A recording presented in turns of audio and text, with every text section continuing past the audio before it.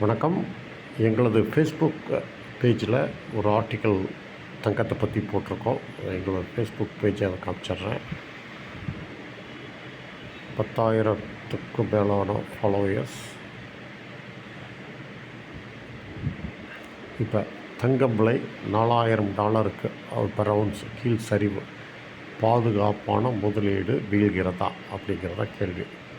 தங்கத்தின் விலை ஒரே நாளில் 3% மேல் சரிந்து கடந்த ஜனவரி மாத உச்சமான $5,589 பர் அவுன்ஸ் தற்போது கிட்டத்தட்ட 28% வரை குறைந்துள்ளது.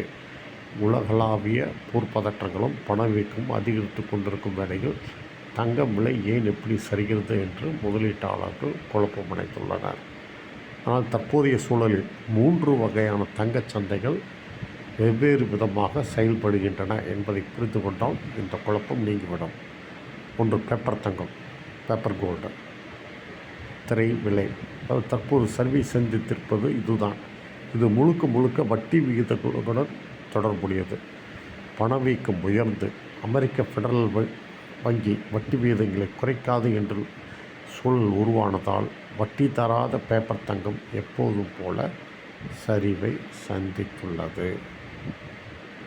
நிஜ தங்கம், அதாவது பிசிக்கல் கோல்டு, சேமிப்பு கிடங்குகள். சந்தையில் தங்கம் எங்கும் மறைந்து விடவில்லை. அது ஒரு கைகளிலிருந்து மற்றொரு கைக்கு மாறுகிறது. கடந்த ஆண்டை விட தங்கம் கைமாறும் வேகம் 4 மடங்கு அதிகரித்துள்ளது. அதே சமயம் ஷாங்காய் போன்ற ஆசிய சந்தைகளிலும் தற்போதைக்கு தங்கத்துக்கான தேவை சற்றே குறைந்துள்ளது. அரசாங்க தங்கம், சாவரின் கோல்டு, மத்திய வங்கிகள், அது நம்ம ஆர்பிஐ மாதிரி.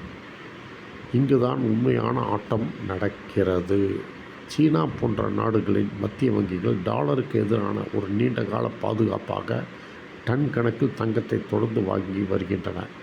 20 ஆண்டு கால தொலைநோக்கு பார்வை கொண்ட இந்த வங்கிகளுக்கு இந்த 28% விலை வீழ்ச்சி என்பது நஷ்டமல்ல. அது ஒரு அரிய தள்ளுபடி, அதாவது பெரிய ஒரு டிஸ்கவுண்ட்டு.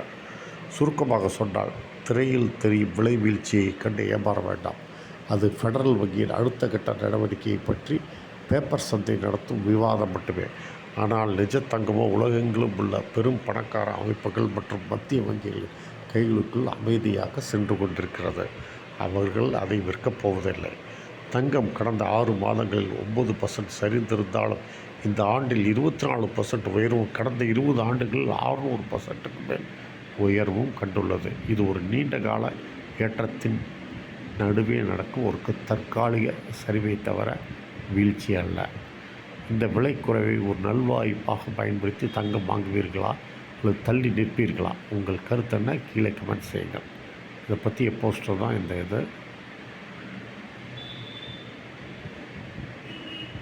இது போன்ற ஃபேஸ்புக் பேஜுக்கு எங்களுடைய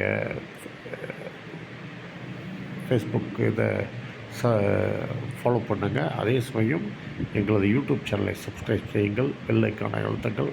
பெல் ஐக்கானை அழுத்துவதன் மூலம் புதிய வீடியோக்கள் போடும்போது உங்களுக்கு நோட்டிஃபிகேஷன் வந்துவிடும். நன்றி, வணக்கம். மீண்டும் அடுத்த வீடியோவில் சந்திப்போம்.